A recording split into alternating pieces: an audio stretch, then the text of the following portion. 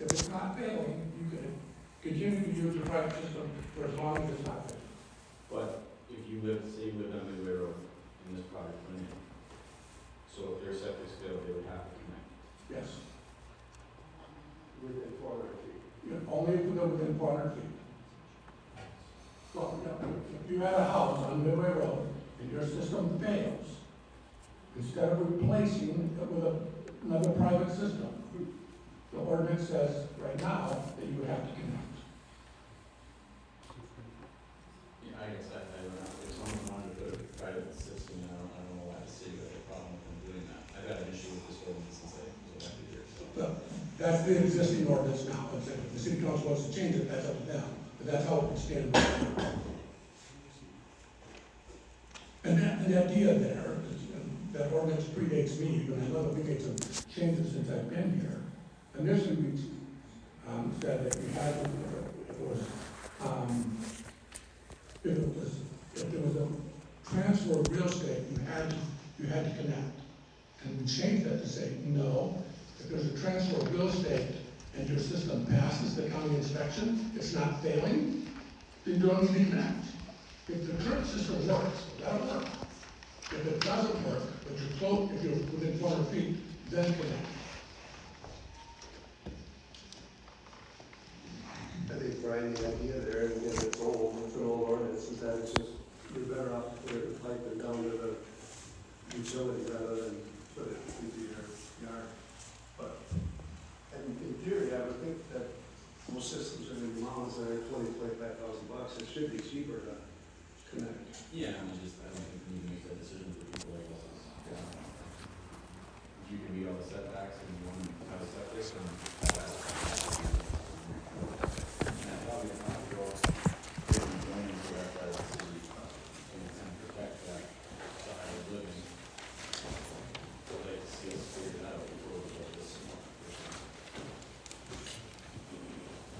I was going to jump on that, Councilor Block. This is a very forward-looking discussion, separate from tonight's amendment. If the council still has the will that they would want to change that 400-foot rule, when we take a look at multiple zoning districts in the future, it would be a sensible time for a work session to begin that discussion. I mean, I guess I wouldn't be comfortable voting for this unless we had that in place first, personally. The council does not really any lines in the rule. This doesn't construct anything in this. It does change the rule over there, though. The rules for something that doesn't exist. And we've had the conversation, do it, we can retroactively do whatever we want. That's the way we're going about it.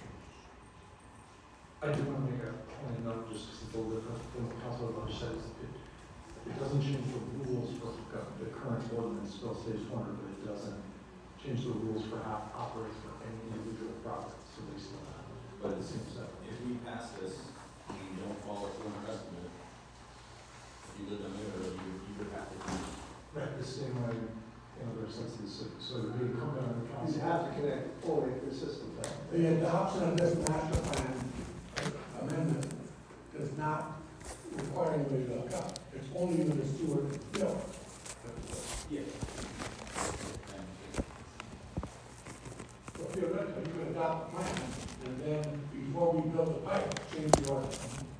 And you can say, I'm not gonna approve building a pipe until this ordinance is changed. And it's all that, the time for that. That I can do that.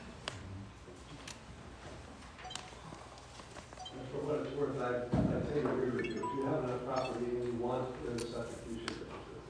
Yeah, and I would like to just see that requirement go away, as long as you meet all the setbacks and everything that you have to, then there's no reason you shouldn't be able to build a septic wherever you want in the city. As far as I'm concerned. Any other questions by council? Comments? Okay, then we're going to move on to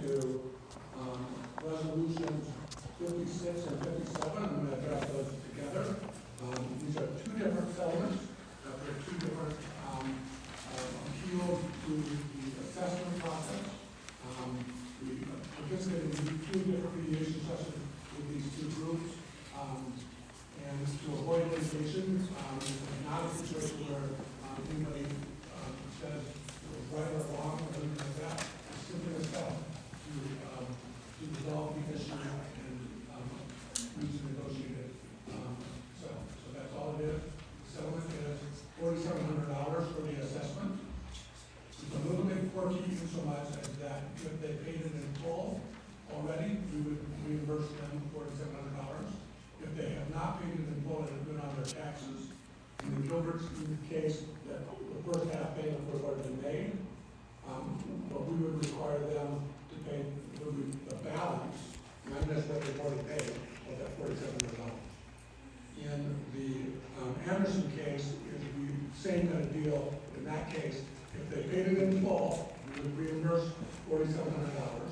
If they put it on their taxes, they've already paid one, they've already paid it, the first installment, they'd be required to pay the second installment, and they can either pay it in full and take it off the taxes, or we would inform the county that the assessment has changed, and then the remaining balance would be re-amortized over the remaining 14 years at 5.5%.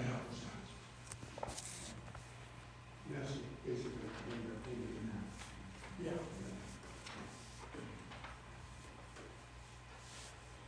same duration of time, just come out. Right.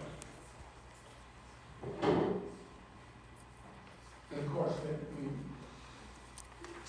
because there was a large number of them, I think there was 20 people in that group, is we gave them the option if they wanted to continue to have their taxes or pay it off. In the Gilbertson case, we agreed to say, okay, listen, you have to pay it off within 30 days. I still think that should follow everybody on the road. And I know that we've had that conversation about that, because if the council believes that and wants that, then I would suggest let's draft a resolution to that effect at our next meeting and apply that differently, if that's the council's direction. I'd like to see that. That's what I'm hearing, Ed nods, so we will draft that for the next meeting. And then moving forward, are we gonna, how are we doing moving forward? I think we have some time later this year, and maybe a work meeting to discuss our assessment policies. And how we're going Specifically, I'm scheduling a work session on the 29th of June, because this is a 5-Monday month. We would try to do it on the last Monday. And that we would have a work session to talk about the assessment process going forward. I would have one ask of Kevin, that when we have that meeting, if we could have the number in front of us that everyone's taxes would have went up, if we didn't have road assessments. So that's, what is it, 6 years we've had, no, 2018, right?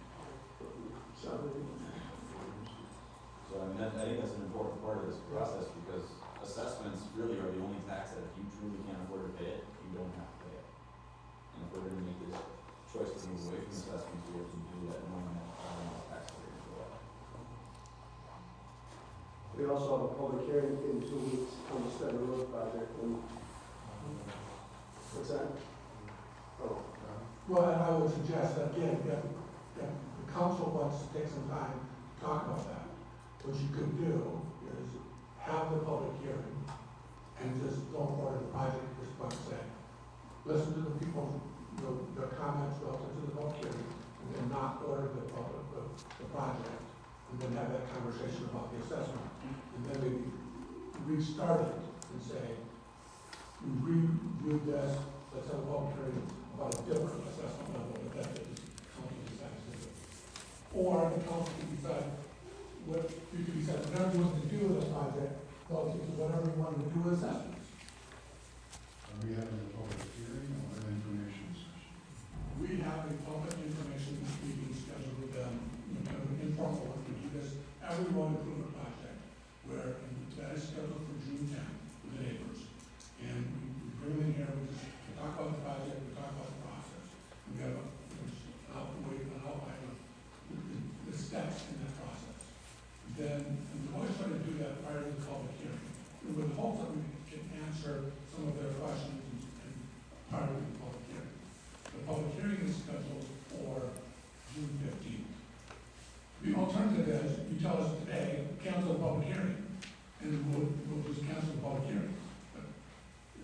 that's not all that. I would say we should wait for the public hearing until we have some solid answers. We can go forward with an information session, but let people know that the public hearing was a change to, until we revisit the assessment policy. It has been scheduled and advertised in the paper. And certainly we get notified the residents of that, and we could, at the meeting, say, public input council. I think if we're That's an inconvenience to some people, because they came here for that public meeting, only to find out that what, we're not gonna have it. It's a little bit of inconvenience for people. I'm going there because I think there's a public hearing, I get there, there's not a public hearing. There's really something. If the reason for the public hearing was I might not get assessed, I think those people are probably. It's always great to be told, you don't have to come to a meeting where you might get bad news. Yeah. Is there any residential assessments on the Viking Drive project? Or is it all commercial?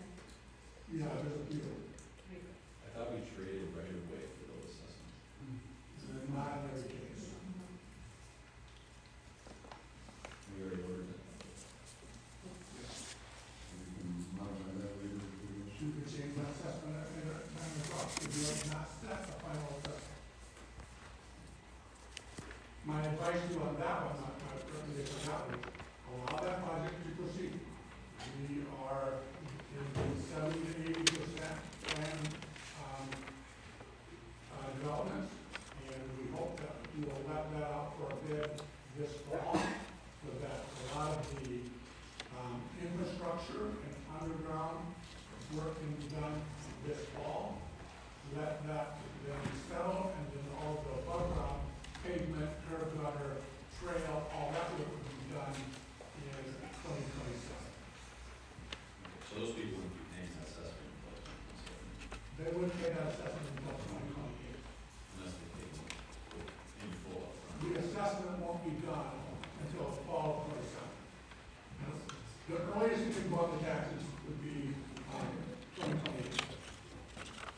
Mr. Bowman, sir, we want to get back to the seventh project, will be myself and Mr. Wolf and Ms. Krieger in the June 10th meeting. Those have always been really valuable, just the public information meetings, because at the bare minimum, whether the project was forward or not, folks to Council Lost might have almost an 18-month heads up on a potential assessment. So it's pretty challenging. You'll be surprised when you've got that much runway, and that's part of the goal why we've done the last 6 years of road assessments. That way, it's the last thing we want is for that to feel like it's on topic. So we have a big one runway of 18 months. Some of those projects go over 2 years, like section 14 is what's even that. Hopefully, we can come to a conclusion at the end of June on our assessment policies and set a public hearing for sometime in July. Just cancel and then reset it? Is that what you want to do? And I would think you're wasting people's time if you're coming and talking about assessments on that. So we'll cancel the public hearing scheduled for June 15th, 2022, for Skeleton project. But continue the June 10th information. Yeah. And nothing else. Look, those public information, are really helpful.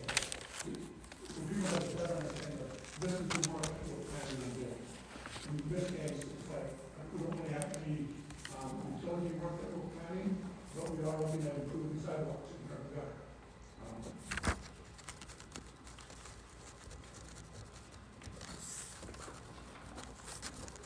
Okay, moving on, that's good conversations, good direction, that's helpful. Resolution 58 is, development agreement with GL Enterprises with Peyton Acres Phase 4. Eric, can you walk us through that? Great, thanks, Mr. Moore. So this is the infrastructure, excuse me, the development agreement associated with the infrastructure, i.e. curbs, gutters, paving, sidewalk, and the stormwater related items for this final phase of that development. So as I mentioned, the stormwater improvements, now in this case, these are strictly stormwater related pipes, as the pond for this, that handles this portion of the development is already constructed as part of phase 2A. So as part of this development agreement requires a letter of credit for both those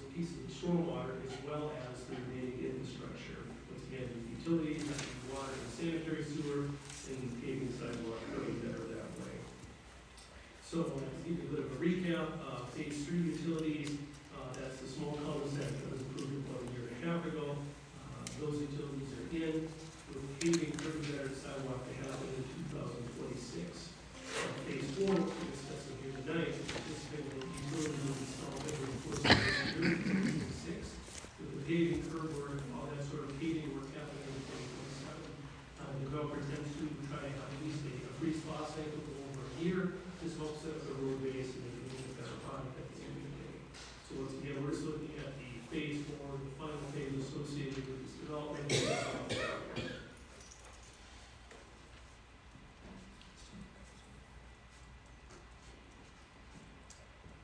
Any questions or comments about this?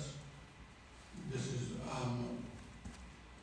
the fourth addition to that, right? This is phase 4. You've gone through this process before, it's nothing that you haven't seen, before on the previous 2 phases. Right? I'm sorry, yes, sir, that's correct. What happens if I had a grin on my face, it's actually about phase 4, but this is really the 5th phase. Is they got into different numbering of 1 ABC, 2A, 3, so it's 4 to 2. Add a little levity to this is, that's why I'm saying the final phase.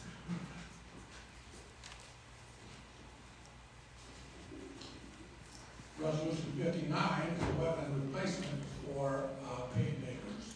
Eric, you're on with that one as well. Great, yes, so to help people out, just to give them a little bit of background, there's the Wetland Conservation Act, basically 1991. What it does is allows for 10,800 square feet of wetland impacts per property. Now, in the case of this, the property is construed as the original 63 acres associated with 8 acres. So, through the years, the developer had worked quite hard to keep under what's called the de minimis exemption, or basically a nationwide permit of the 10,800 square feet. But finding with this last phase, they have exceeded that amount. So what it does is they're looking at total project wetland impacts of 13,503 square feet. That requires them to purchase wetland credits for the filling and impacts of those wetlands. So there's basically bank service areas throughout the state of Minnesota. In this case includes bank service area 1 that they're required to buy the credits for to be able to basically impact these wetlands. So it not only covers these wetland impacts associated with the final phase, but all the past ones associated. You don't receive credit for those. You have to start from 0 and pay for everything. That's how it's set up. So they had just over 13,000 square feet of wetlands for the entire phase 1 through the final phase. That is correct. With over a 63-acre site, they have a little over a quarter acre of wetland impact. The GLG did a lot of work to be able to leave their roadway system and avoid vast enormous wetlands.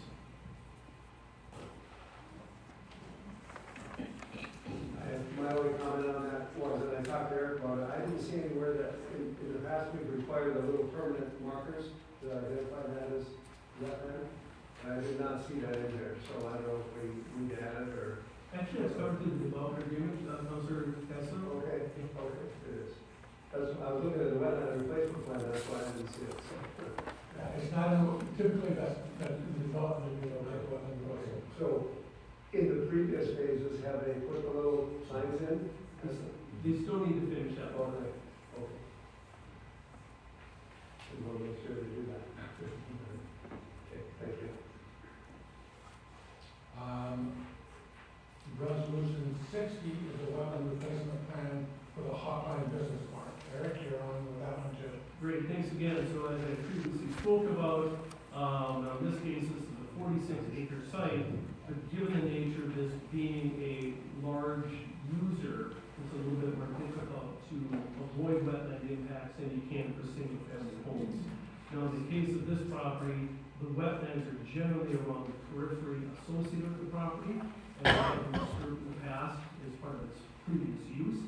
So what the applicant is looking to do is to have an impact of 2.31 acres of wetlands for this proposed 231,000 square foot building development with the associated parcels.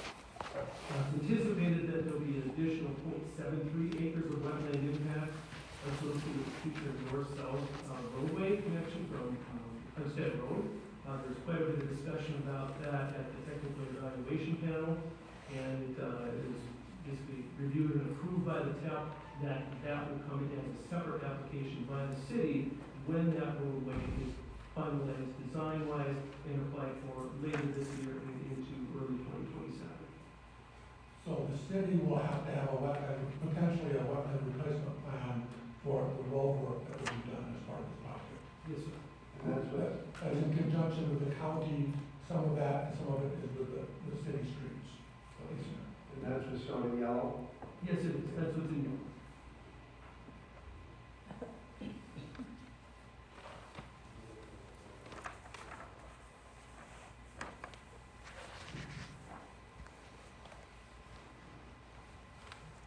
And this is the last approval from this body, for this project? Yes. The developer is anxious and eager to start the construction process this fall, late summer and fall.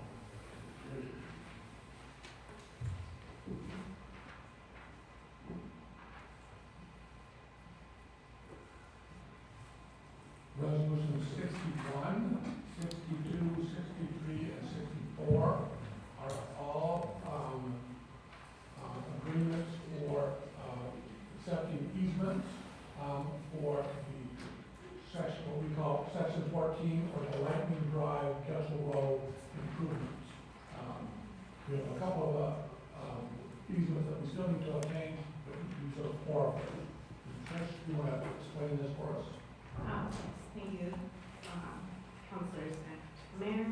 The first three easements are actually all HEDA easements, and they are, one temporary one, which also includes the culverts, which will be permanent, and that's along Getchell Road. The second one is where we will be, taking the lift station offline, and that's right next to the Public Works building, and that's owned by HEDA as well. And that would be permanent easement. And then the third one is where we'll be putting the stormwater pond, and that's next to the impound lot, and that will be permanent as well.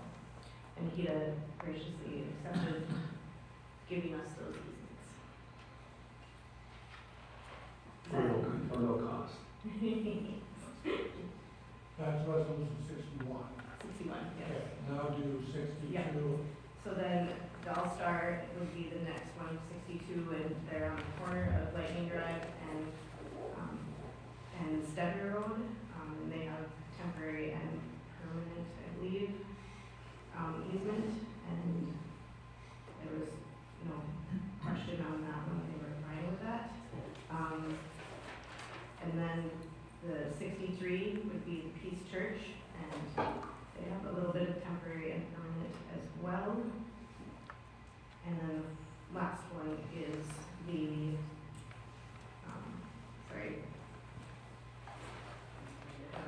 on Getchell Road, Toms, they're residential property. Yeah, temporary and permanent easement.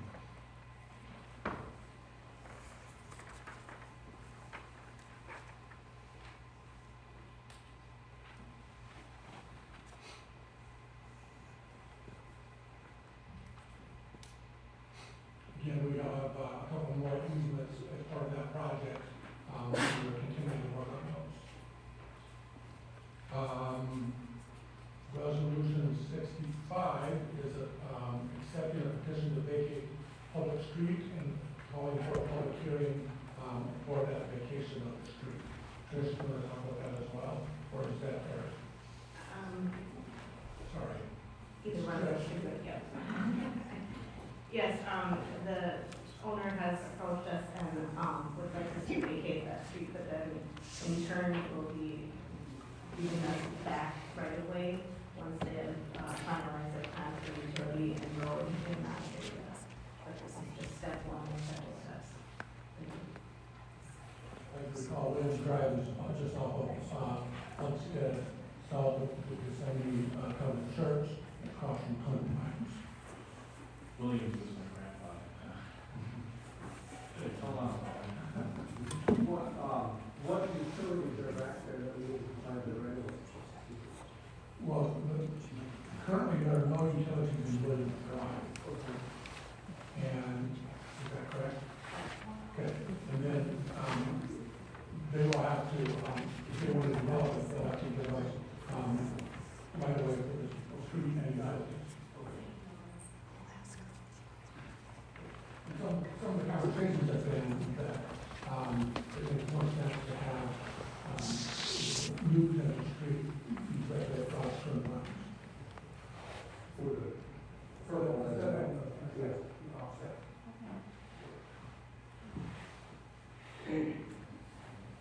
In effect, they will give you that easement and we won't formally vacate this one until we have the arrangement in place.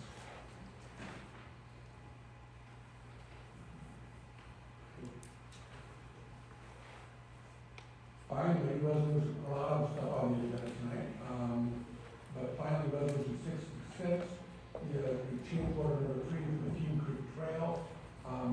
This is for, as we talked about, the crossing of the trail, the existing trail, existing boulder trail at Anderson. So they would put some improvements at that crossing, including some lights and push buttons, things like that, to improve the safety of that crossing. And that would be done as part of the overall work that contract that was built, the trail from Carlson to Morris Thomas and then south of the park, all the way down to Getchell. That's all, that contract's been left. That work will start this year, and hopefully be completed this year.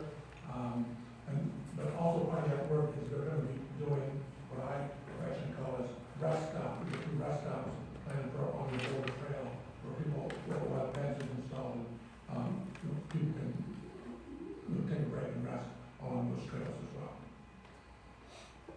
And we can confirm 2 meetings back that the flashing light system will go in at Morris Thomas Road, already in the plans. That's already in the plans. And I know I've been a proponent of doing this.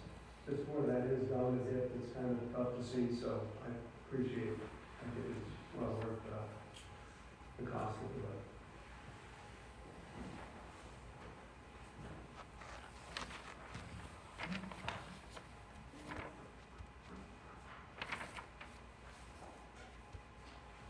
That's it for the resolutions.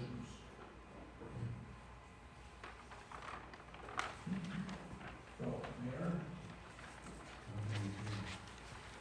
John, Just wanted to talk about that Getchell Road and those patches. There was some patches put across for some new lots being developed on Getchell Road, between Anderson and Hermantown Road. And I'd asked John to look at that and you guys get involved to do so. So there, that's some good tips in them, so. David was out, Secretary, I did not get a chance to talk to him. Counselor Graves, just through all the other with the contract or the general, what's called, for those services, and that, so he's aware of the issue. Okay, yeah, I mean, yeah, okay. Good speak on. All right, thank you. Anything, Nothing tonight. Brian? I did have one thing, and that's more of a question for Paul.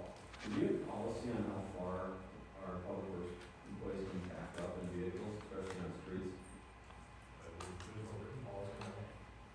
Because, my father-in-law watched one back up on residential street, well over a quarter, with kids that were playing.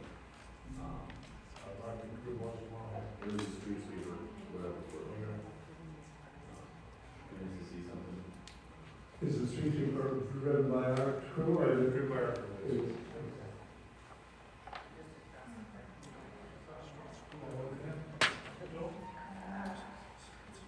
Kevin, anything? No. Paul? Joe? Council Mayor, Council, legislative session is ended, so my hair can go back to the own color. As expected, we had some old asks in the body legislature as expected, which was very good achievements. Aligned with what we talked about the entire time. We do feel well positioned for similar asks and increased dollar amounts appropriately in 2027. I did see Councilor Housechild last week, and he said he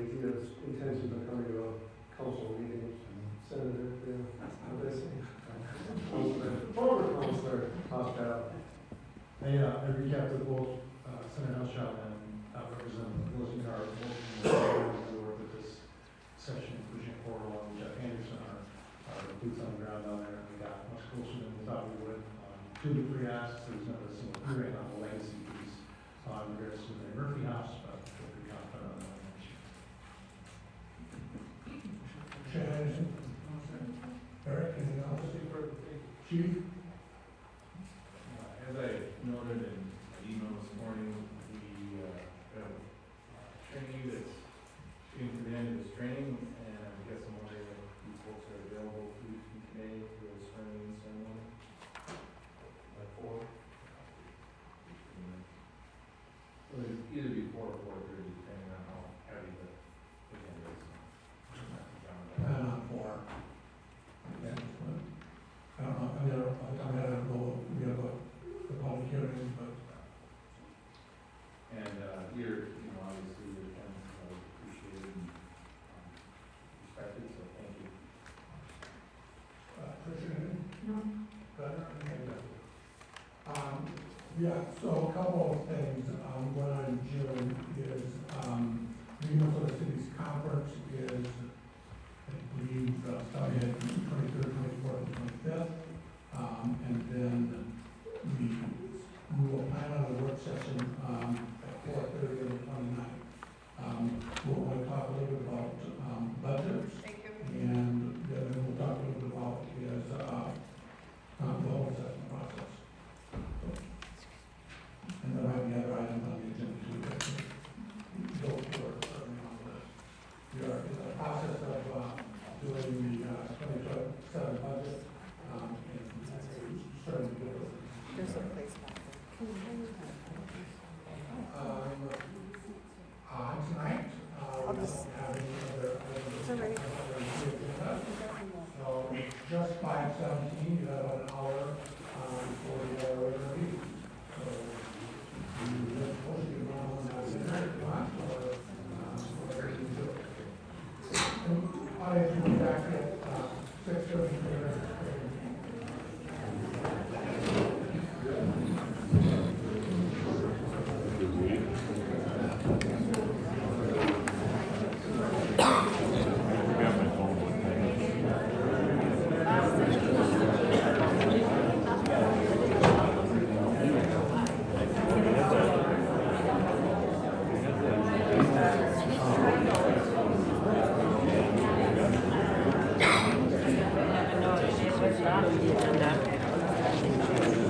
Like you said, they're having their information session at 10.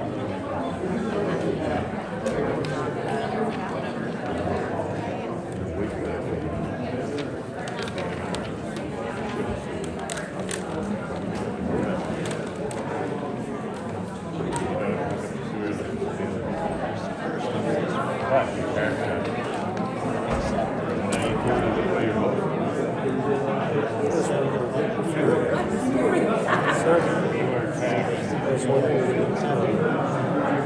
want to join me on the chorus. I'm going to do it.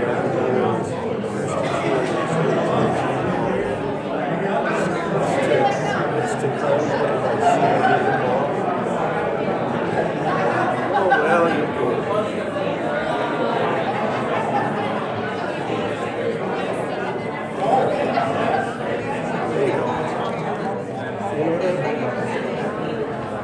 Remember Convoy?